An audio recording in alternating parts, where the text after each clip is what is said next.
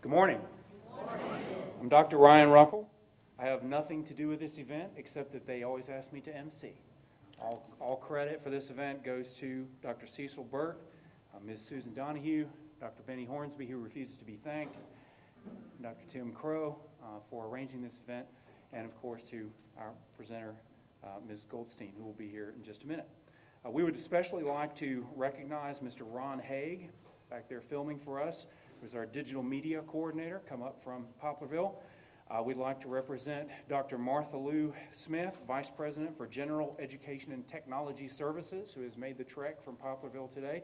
And we'd like to thank Mr. Raymunda Barnes, who is the Director of the Hancock Center. And I don't know if we have other visitors from parts beyond, but welcome. We're very glad to have you all here. This is the third annual faculty lecture series in the humanities and sciences here at Pearl River. It's something we've begun on this campus, and as you can see, very successful, very well attended. This is our third lecture of the year. We have one more coming on April 19th. That will be soon to be Dr. Jana Causey talking about evolution and creation, I believe. So you don't want to miss that one.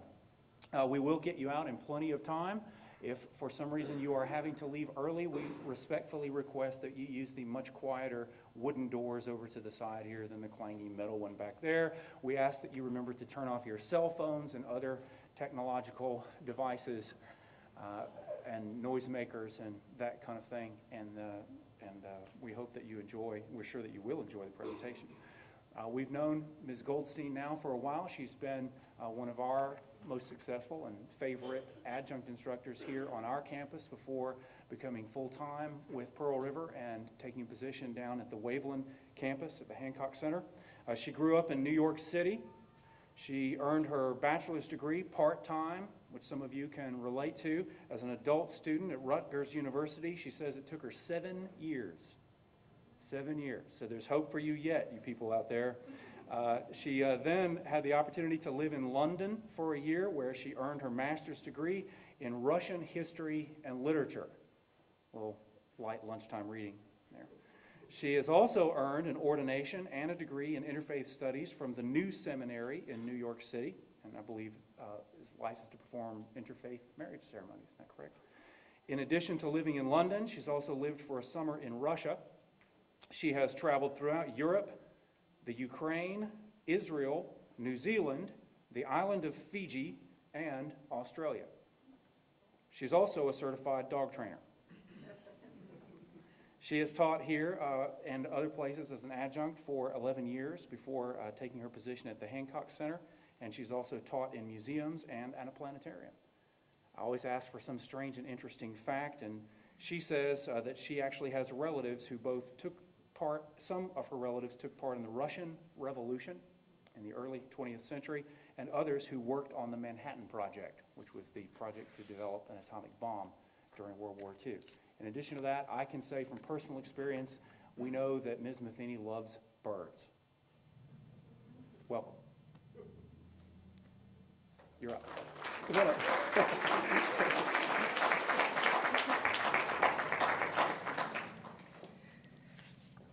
Well, welcome everybody, and it is certainly quite an honor for me to be able to present this topic to you that is also dear to my heart and even more evident in the 6 years that I've been living in Mississippi.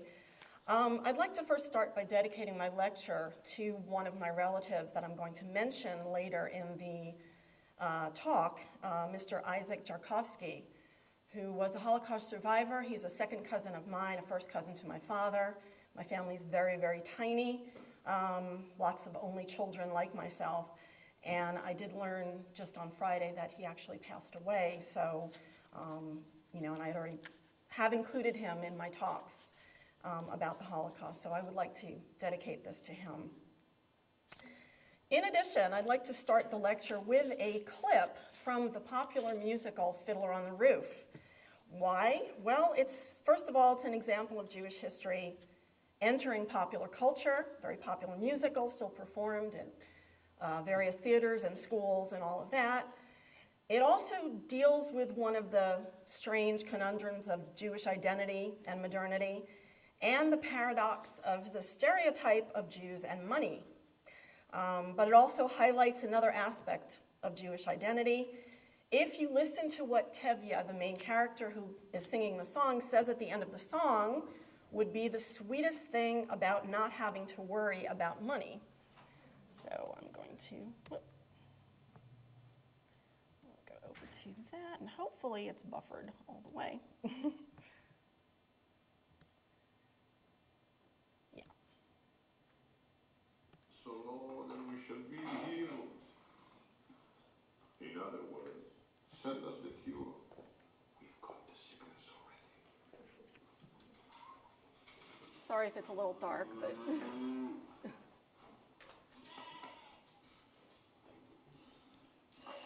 Well, I'm not really complaining. After all, with your help. Yeah. I'm starving to death. Oh, dear Lord.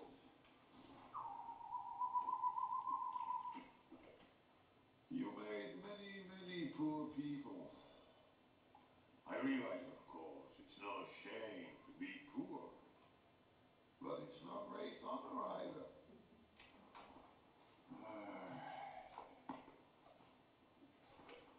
So what would have been so terrible if I had a small fortune?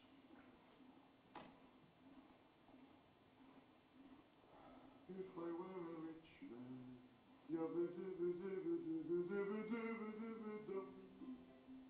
all day long I if I were a wealthy man, I wouldn't have to work hard. If I were a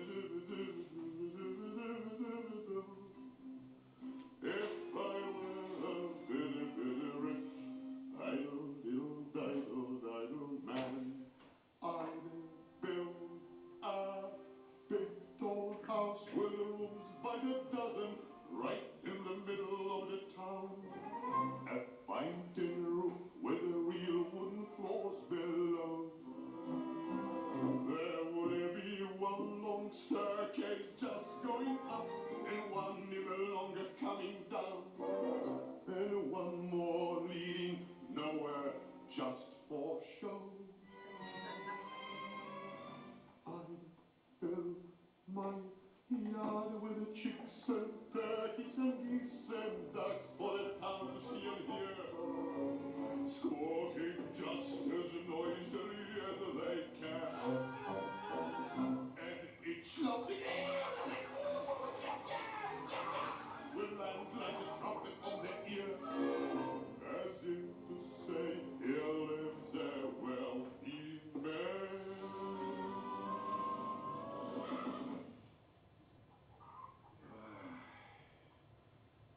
If I were a rich man, yabba-dibba-dibba-dibba-dibba-dibba-dibba-dum, all day long I biddy-biddy-bum. If I were a wealthy man, I wouldn't have to work hard. Yabba-dibba-dibba-dibba-dibba-dibba-dibba-dum. If I were a biddy-biddy rich, idle-diddle-diddle-diddle man, I see my wife, my golden, looking like a rich man's wife with a proper double chin, supervising appeals to her heart's delight, and see her putting on airs and strutting like a peacock. Oh, what a happy mood she's in, screaming at the servants day and night. And most important,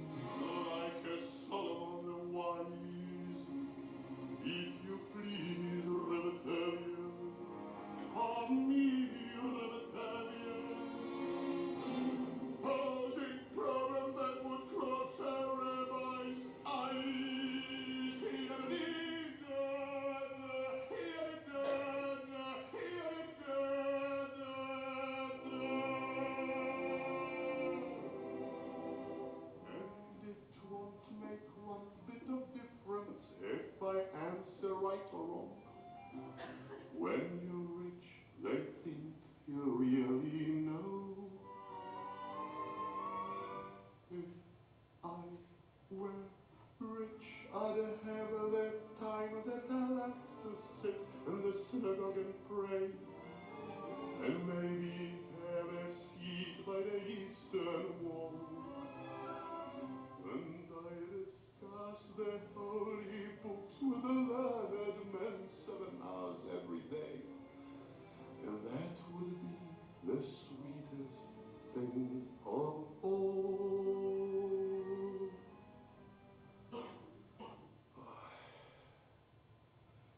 If I were a rich man,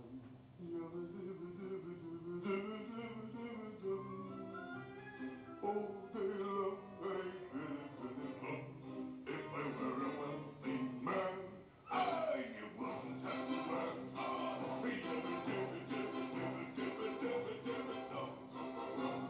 Lord, who made the lion and the lamb, you decreed I should be what I am. Would it spoil some vast eternal plan? If I were a wealthy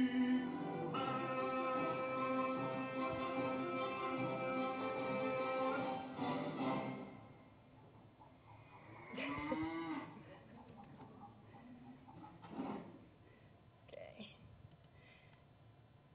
Read that.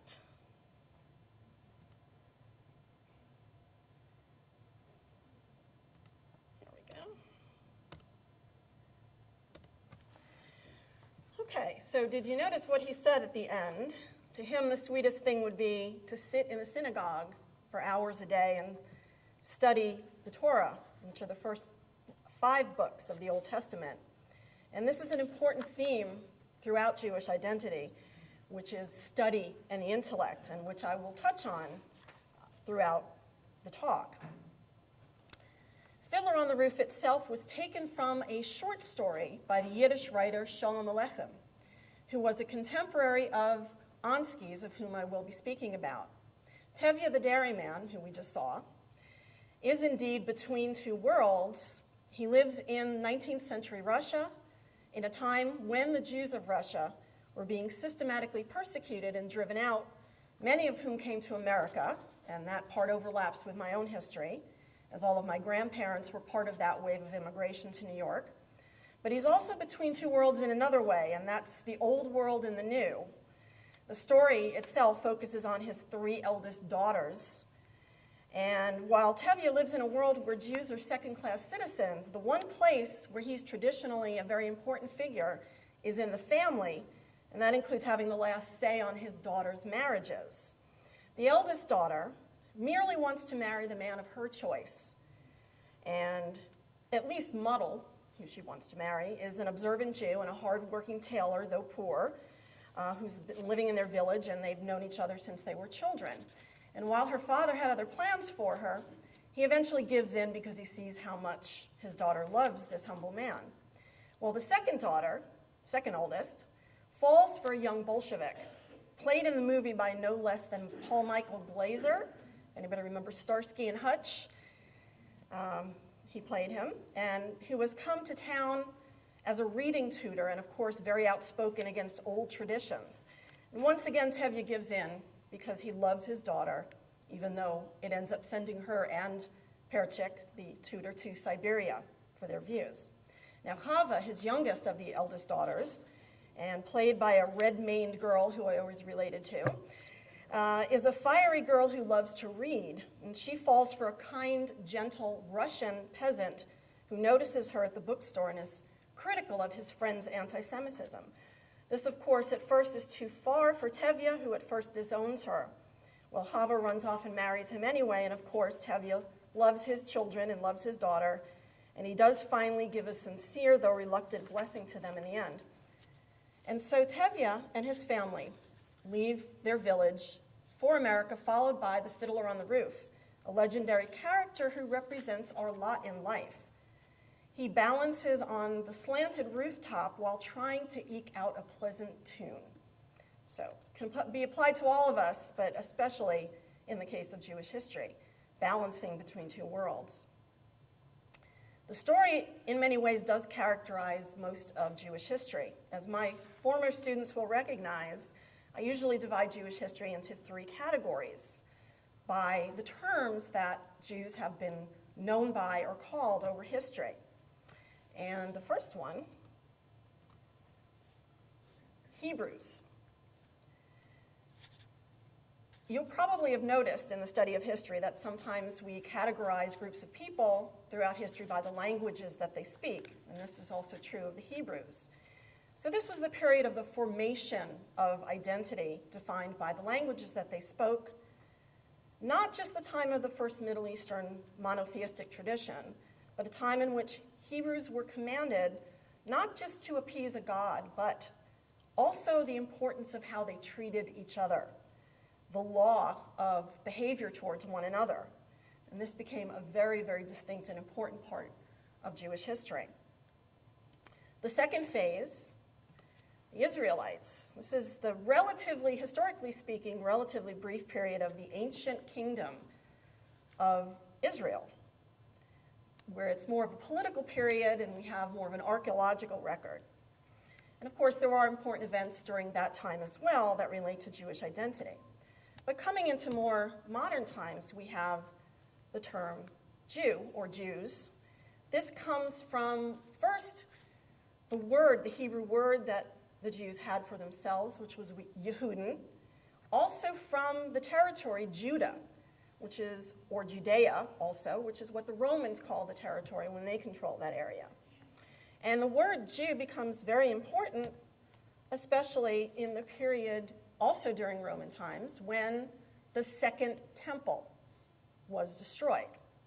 This ushered in a period known as the diaspora, because without that central temple, which was central to worship in Judaism, basically there was nothing left to keep all of the Jews in that territory. And this is where Jewish history really begins to drastically change. And again, I have that image of the fiddler on the roof balancing everything and readjusting.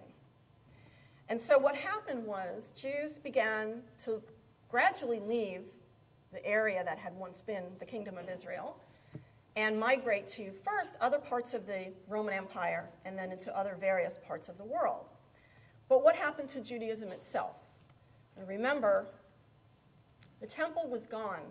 And that temple, since the time of the Israelites settling in the Promised Land, had been the center of worship.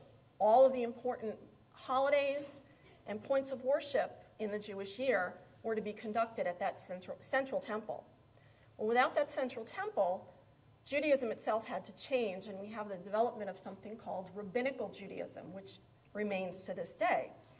And basically, it's localized Judaism, where now, instead of that central large temple in Jerusalem, we have local synagogues. And I just have a couple of examples of what the synagogue looks like and what's inside that center of now community worship localized. Also, what happens to the law? If you remember at all a little bit, that central temple in Jerusalem also contained the Ark of the Covenants and the original in the holiest of holies in the center of the temple, the Ten Commandments. And so now with the temple gone, something had to change with where the Jewish people were going to focus. And so it is said that after the destruction of the temple, Jews now were going to carry the law in their hearts wherever they went in the world. And so modern synagogues, which we have a couple of examples of here, always have at the very front that picture that's on, I guess from my perspective, it's the right, I guess your left. All synagogues have something at the front that represents the Ark of the Covenant, some kind of ark. And that's an example, the other picture, of what a large congregation would look like. Now, what's in this ark? The most important thing in the ark are the scrolls. So the top picture is a picture of the scrolls that are rolled up. Some synagogues will have more than one, and that's the Torah. Those are the first 5 books of the Old Testament. They're written by a scribe. Each one takes or can take about a year to do by a scribe, special scribes that are trained in Israel. And also, I've given an example of something that might happen in a synagogue, the blowing of the shofar, which is a ram's horn. at the Jewish New Year, the beginning of the new year, and also the highest of holidays, which is the Day of Atonement, what we call Yom Kippur. And so, since we have a little bit of time restraints, I can't really go through all of the periods of Jewish history. And I want to focus on what happened when Jews started to migrate from Jerusalem. Well, first of all, Jews began to settle in other parts of the Roman Empire, and then eventually into parts of what is now Europe. In fact, Italy has some of the oldest synagogues in Jewish history, which kind of makes sense if you think about the Roman Empire. A very large Jewish community formed in Spain, and in fact, when most of Spain was under Muslim control and called Al-Andalus, Jewish scholarship and cooperation with the Muslim population was at its height in the 13th and the 14th century, and a very specific and unique Jewish community arose in Spain. Of course, those Jews were expelled from Spain in the same year that Columbus made his voyages to the New World in 1492 as part of the Spanish Inquisition, and the Spanish Jewish community were expelled. So from there, Jews made their way, and had been even before then, into Central Europe and parts of Eastern Europe. Now, the difference between German Jews and Eastern European Jews is a little bit distinct. First of all, German Jews became much more integrated into German society. However, they were not free from persecution. And in fact, up until the middle of the 20th century and the Holocaust, Poland in Eastern Europe actually had the largest population of Jews, and that was because the Polish kings in the 13th century welcomed the Jewish population into Poland. One of the main reasons that they were welcomed into Poland was the thing that Tevye mentioned at the end of his song, and that is that Jews had a very high level of literacy for a population because of the value of studying first sacred texts, but also just for the love and the value of education and study itself. And so those Polish kings saw the value of having a quite literate population in Poland. Some of them were fleeing from persecution in German lands, and they brought some important characteristics of their time in Germany, which I'll mention in just a little bit. The next big event for the Jewish population happened in the 1700s under Catherine the Great of Russia, who, as a punishment to some uprisings that occurred in Poland, partitioned Poland out of existence over a course of 3 dates. The Jews that were living in Poland at the time suddenly found themselves under the rule of Austria, Prussia, and for the first time, Russia to a large extent. Catherine also created something called the Pale of Settlement. That was a region of Eastern Europe which was set aside for Jews to live. They were forbidden from living in large metropolitan areas for the most part. And very importantly, coming back to Tevye's song, they were restricted from certain professions. One of the professions that was open to them, money lending, unfortunately. And so thus, the stereotype of Jews and money began to grow in that period. There were other accusations that this small community, finding itself in Europe, had to deal with in this period. One of them, and one unfortunately that's been raised again in certain circles, was the accusation of what's called the blood libel. Jews were accused of capturing Christian babies and killing them and using their blood for making their matzah, which is the unleavened bread that's used during the celebration of the Passover. Jews were also blamed for spreading the plague at various times, for poisoning the wells and causing the plague. And another very strange one, which unfortunately persisted into the 20th century, was that Jews have horns And I know people who, even in the 20th century, when, introduced to a group of people who weren't as familiar maybe with Jews or not used to being around Jews, were asked, well, can I see your horns? Maybe that's what the yarmulke is for, to hide the horns. That actually comes from a very funny source. It's all about a mistranslation. When the Hebrew Bible was first translated from Hebrew to Greek, in something called the Septuagint, the translator made a mistake when talking about Moses. When Moses came down from Mount Sinai, what it actually says was that his face glowed, it radiated. You could translate it as halo. He had a glow about his face. Well, the translator mistranslated that because the words in Hebrew are very similar and mistranslated it to horn. There's a very famous statue, very famous sculpture of Moses done by Michelangelo that shows Moses with horns, and that kind of stuck. And it's all about a little mistranslation. Even Shakespeare's famous play Merchant of Venice kind of has this double-edged sword. If anyone's seen or read The Merchant of Venice, of course, Shylock in the story is a moneylender, and the story revolves around that. But there's also a slight appeal to his humanity when he talks about, if you prick us, do we not bleed? After all, we are human. By the 1700s, kind of in conjunction with the Enlightenment that was happening already in other parts of Europe, there was a movement within Judaism to incorporate the ideas of the Enlightenment and enlightened thinking into Judaism. Some of it was a reaction to some of the persecution that Jews had been experiencing.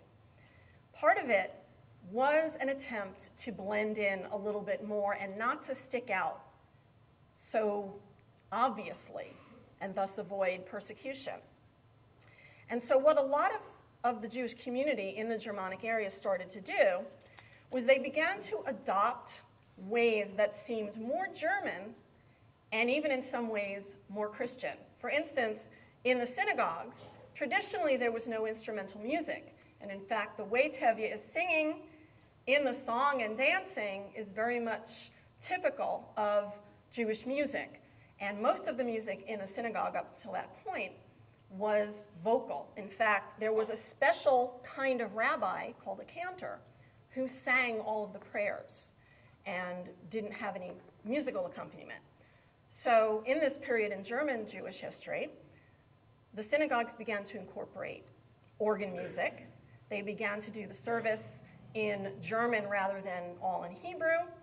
And they did away with wearing the traditional garb for worship, which is the prayer shawl and the yarmulke, again, to just look more German and to fit in. This also stimulated what is called the Reform movement in Judaism. The Reform movement is sort of a modernization of Hebrew and Jewish practice, and it made its way to America as well, and has continued to incorporate some modern ideas. Okay. In reaction, however, to the Reform movement and the idea of assimilating and adopting German and ways that also looked a little bit more Christian, another movement came about in the 1700s into the 1800s, and that is the Hasidic movement. Hasidim, unlike the Reform movement, wanted to make a point of actually standing out even more.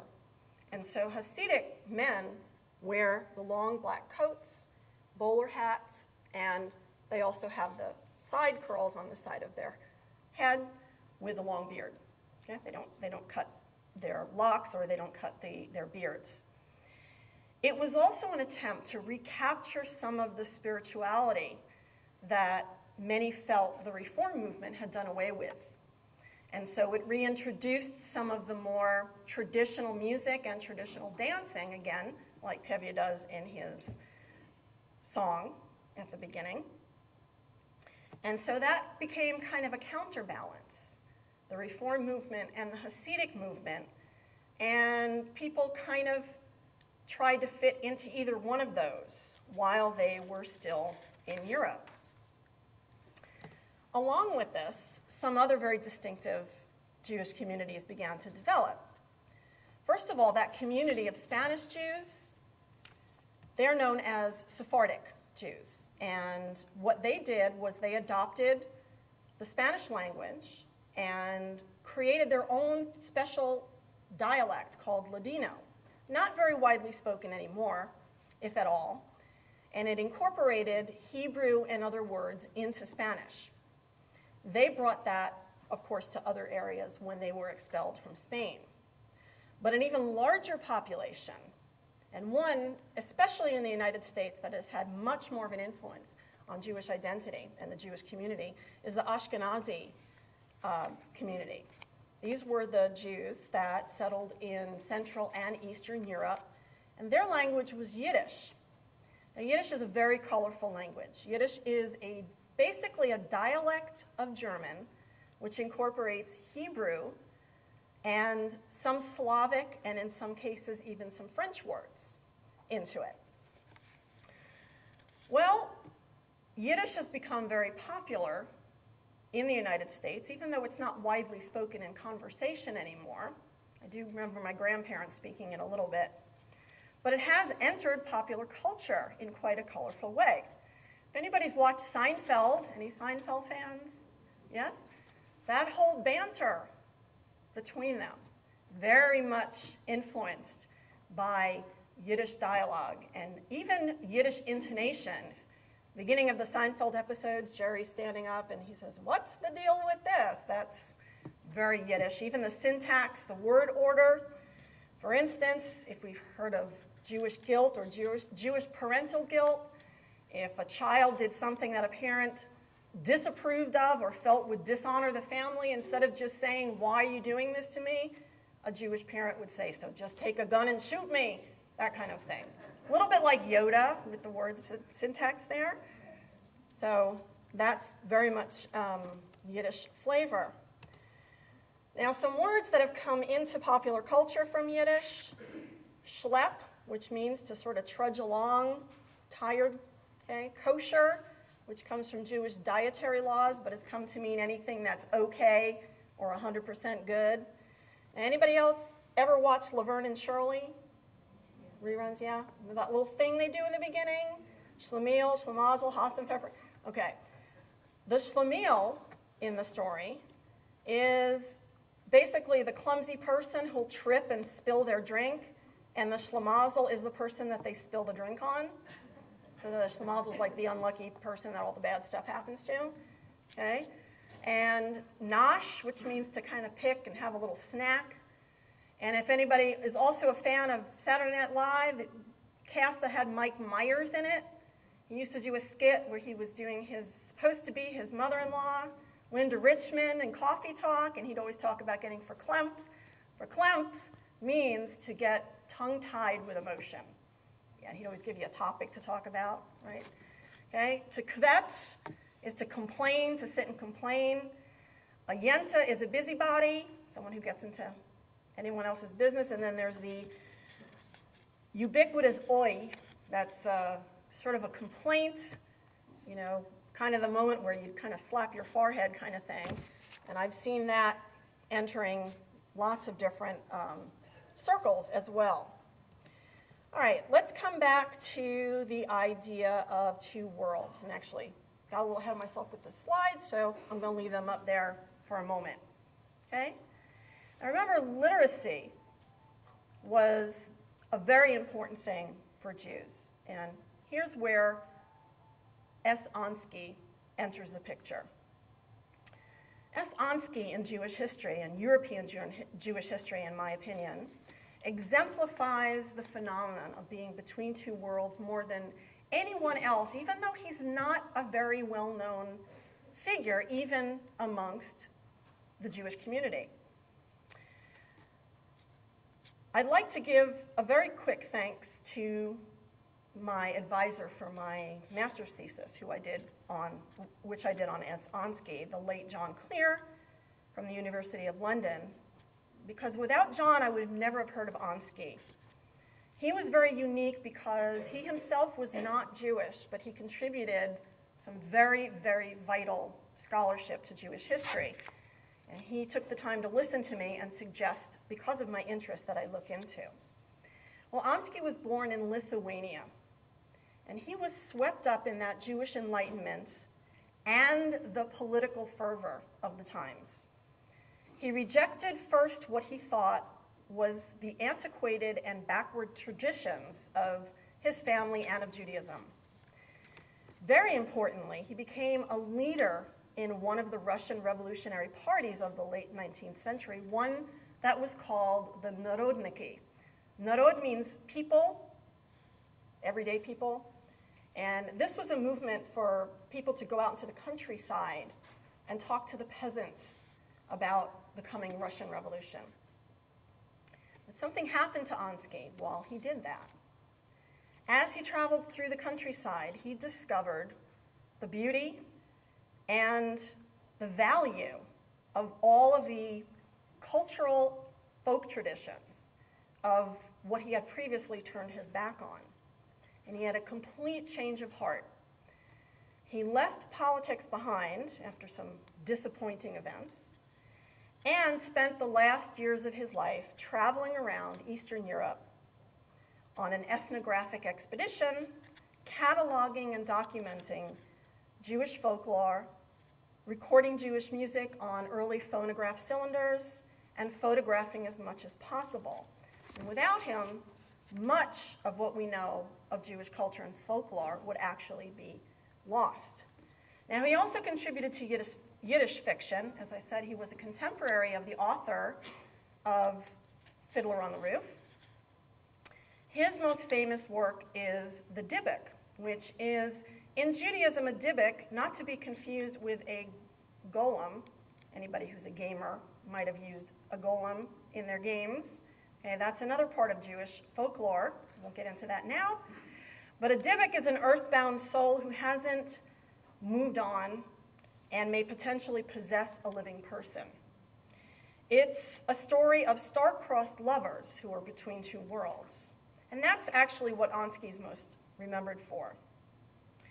Now, as we enter the 20th century, and even into the 21st, of course, the seminal event in Jewish identity still remains the Holocaust, or in Hebrew, the Shoah, for many. A lot of people ask, how could something like the Holocaust have happened in the middle of the 20th century, in the middle of what people thought of as the most modern age? And there's a lot of theories about that, which could be, of course, a lecture unto itself. That said, I'd like to use a couple of examples from my own family to just illustrate how that is. One of my uncles, who I have up here, Uncle Herbert, he was married to my father's sister. He's a perfect example of what happened to the Jewish identity in Germany during this time. This is a family picture, another only child, and many only children in my family. And in many ways, they appear to be a typical German family. They had a small business that they ran. The small picture on the side is Herbert's identity card as a teenager, the identity card that the Nazi regime forced Jews to carry with them, and as you can tell, he doesn't look very happy in that picture. And these are just other pictures of the family. Herbert's father, pictured here, Eugene, served as a German officer in World War I. And here's that very strange thing about Jewish identity in this time. Both his father and Herbert would say that they were German first and that they were loyal to Germany. Here, of course, him fighting for Germany in World War I. The other pictures of their small shop that they owned. Well, not, of course, a little over 20 years after the end of World War I, both of Herbert's parents were sent to Auschwitz and their business destroyed. And so, of course, for those who experienced that, where they had once considered themselves loyal Germans, became a very important part of their identity. Okay. And this is Mr. Isaac Drakowski, who I dedicated the talk to in the beginning. He is, and he looks very much like my father. He's my father's first cousin, separated by fate because his father and my father's mother were sisters, and where my grandmother decided to come to the United States before World War I, Isaac's mother stayed in Europe. And Isaac's whole life was an example of what happened to Jews in the 20th century. They tried to escape Europe. They got stopped in Cuba, where Isaac was actually born. And then they were sent back to Europe, where they settled in Belgium. And Isaac's father was also killed in a camp. He made it to this country with his mother, worked very hard, and became a successful lawyer, but always, always carried the memory of what had happened to him with him, and it defined how he operated. However, there is a new beginning to this chapter. For the most part, okay, we don't have to worry or think about persecution. And there is a new movement, even within the Reform movement today, to recapture some of what had been lost. Many Reform synagogues are reintroducing Hebrew and reintroducing the traditional worship garb, yarmulke and shawl, into the synagogues, and have taken on many issues of social justice. A lot of commemoration of the Passover, the commemoration of the Hebrews leaving Egypt and coming to the Promised Land, which is what the holiday Passover is about, also include at the end of the ceremonial dinner the mention of any other peoples, not just Jews, who are suffering around the world in bondage or suffering from persecution. So, what is it to be a modern Jew? Well, it's as varied as any, as you can see from the examples that I've just put up on the screen. There is no set way that a Jew looks. There's no set place that a Jew comes from. And yes, there are Jewish celebrities, which you can probably notice in the picture. Myself, well, I attended what was called a folk shul, which was more about the cultural heritage of Judaism. We did learn biblical stories, and we did learn and celebrate holidays, but we also studied Yiddish. However, I chose not to continue with that and not to be bat mitzvahed, which is the traditional welcoming of the child when they turn 13 into the religious community. I did later on have a very important revelation in an undergraduate class that I took. I took a Jewish civil class at Rutgers, and in one moment during that class, it hit me in a way that I'd never experienced before, that I indeed was related to and descended from a very ancient people who brought the idea of social justice and treatment of each other so seriously while struggling to maintain their identity in the face of unimaginable adversity, and survived alone among ancient civilizations of the Middle East. In 1999, I was also fortunate enough to travel to Ukraine with my father and actually walk in the very village where my grandparents came from in the early 20th century. And while there were only a handful of Jews left in the village who more identified with having grown up in Soviet times, there was a very important connection that I felt, even walking through the very unattended and overgrown Jewish cemetery. You see, growing up in New York City, being a Jew was not a big deal. In fact, we had such a large population of Jews in my community that Hebrew was actually offered as one of the language choices in my middle school. Two things also clicked for me. Everywhere I've traveled in the world, there has always been some kind of Jewish community that I could connect with. And second, of course, living here for the last 6 years, where I indeed am more of a rarity than living in New York, it's even more relevant to me that I'm connected to this ancient people, and I too, while away from what was my original homeland, carry this identity now in my heart. Thank you.